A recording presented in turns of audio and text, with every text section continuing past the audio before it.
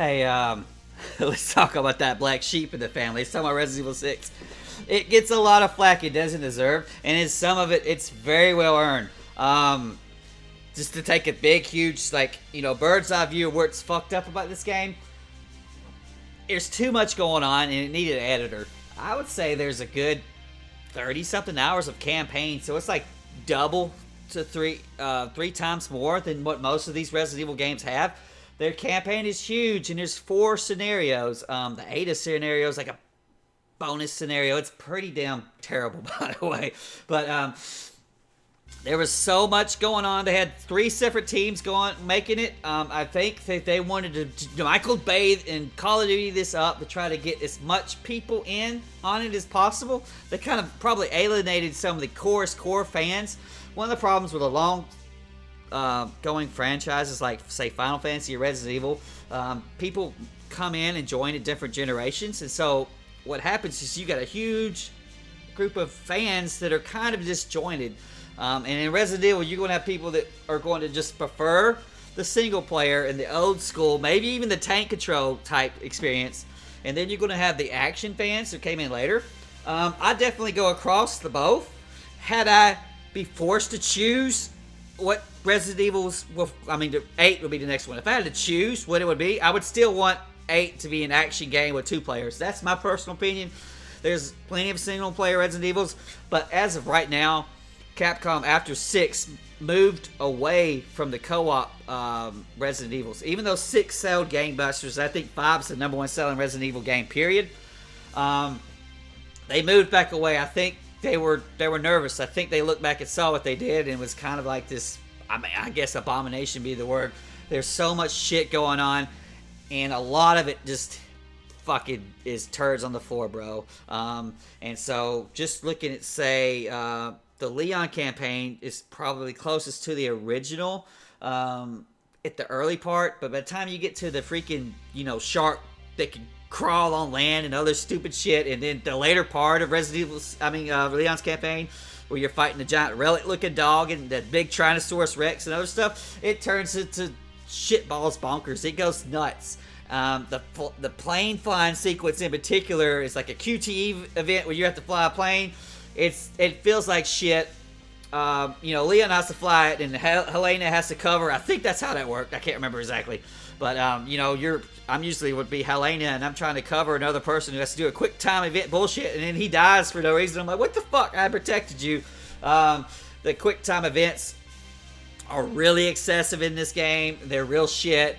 Any kind of driving sequence that they added in is bad. It's almost anything that they added that wasn't part of just the third-person camera, shooting stuff and getting ammo.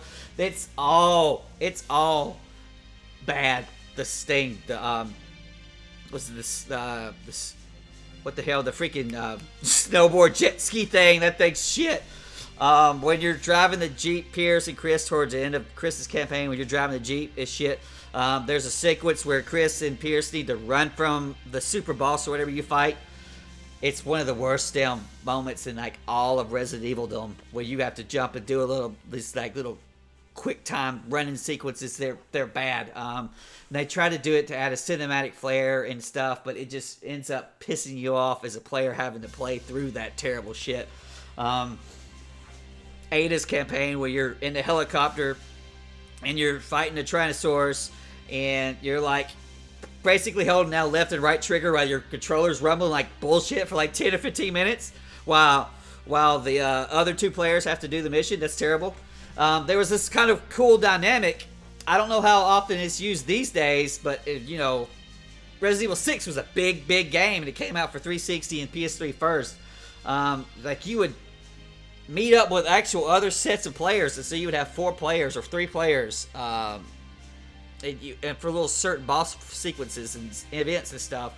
And those were pretty fun, especially you're doing crazy modes and you're you're taunting and flipping and shit with you see other people. I don't know if you could talk to them or not. I can't remember, but that was all of these cool experiments they did. And they had these little dog tags that you could put on your character emblem or whatever it is, so that when the other people see you, they would see your little dog tag. I guess that came straight out of Call of Duty, and there was all kinds of little things you had to do to earn them. like kill like 5,000 monsters or and other crazy stuff. There was all of this stuff they added in, and Mercenaries had a huge amount of modes, levels. They added DLC. A lot of them just wasn't very good. I like the what were the first level, of course, in China was great, and then there was like one with like it was on an aircraft carrier. I thought that was really good, but a lot of them weren't too hot. And then they added like these like competitive modes. But unlike Resident Evil 5, you wasn't actually competing against killing other enemies. They added some kind of mode. It was kind of like an asymmetrical multiplayer where you was a big Hulk monster, and then the other 3 players were job to kill you, and you could like grab those players and put them on your back in like a little cage and stuff. None of that shit really was really fun. The modes where you're fighting each other, a lot of it was just chasing each other, and then you run into a little door or whatever, and then as they came through, you'd press left and right to do the auto target in to blow them half up with a shotgun. It didn't vibe. It wasn't very good. And that's the game where they just throw shit on and say, well, wait a minute, this isn't working. Maybe we should take it out. Maybe we should trim out this helicopter sequence. And they didn't. They left all that shit in there. They just wanted to pile in as much gameplay as they could. And even though I've got something like a crazy amount of hours, something like 150 hours in the game, mainly playing Mercenaries, it's not quality hours. It was trying to get dog tags and, you know, play a shit ton of Mercenaries. There's a lot of parts where this game falls apart. Graphically, it still looks great even today. I like the new characters they added. Finally being able to play as an adult Sherry was great. Helena was cool. I like Pierce a lot. Drunken retard Chris was a little deflection of character. I don't know. It didn't seem where Chris would ever be, because I forgot it was his Marines or some shit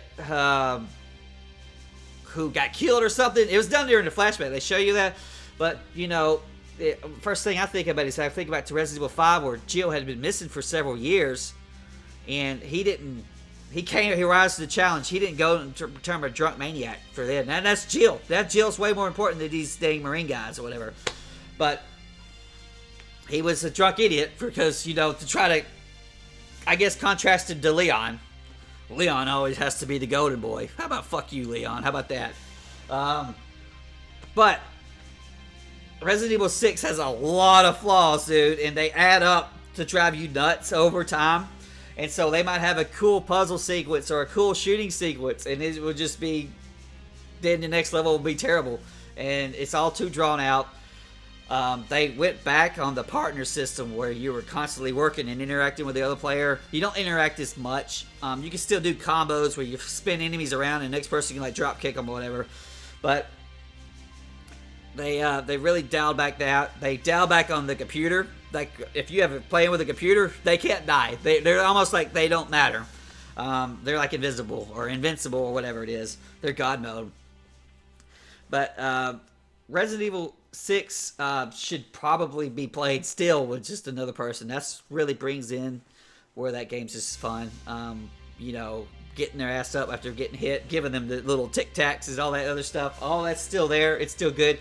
It kind of has to always live in the shadow of Resident Evil 5, even though 6 is a much more grander in scope and everything. There's just tons more there.